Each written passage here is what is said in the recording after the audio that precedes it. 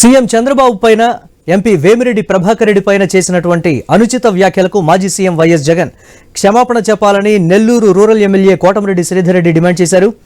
వేమిరెడ్డి ప్రభాకర్ రెడ్డికి అక్రమ మైనింగ్ చేయాల్సిన అవసరం లేదని కోటమిరెడ్డి అన్నారు. జగన్ తాత వైఎస్ రాజారెడ్డికి గనులు ఇచ్చిన వ్యక్తి వేమిరెడ్డి ప్రభాకర్ రెడ్డి అని తెలిపారు. కంపెనీ పెట్టి యువతకు ఉపాధి కల్పించాలనుకున్న వేమిరెడ్డి ప్రభాకర్ రెడ్డి వైసీపీ నేతల వ్యాఖ్యల వల్లే స్వచ్ఛందంగా వైదొలిగారని విమర్శించారు.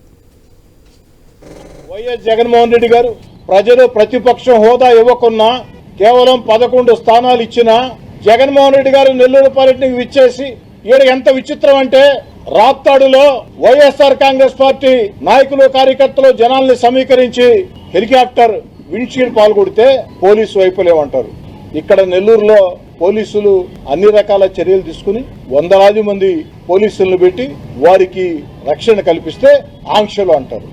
ఒక పక్క మీరే అంటారు పోలీసుల వైఫల్యమని, పోలీసుల సెక్యూరిటీ ఇవ్వకుంటే, మరో పక్క మీరే అంటారు పోలీసులు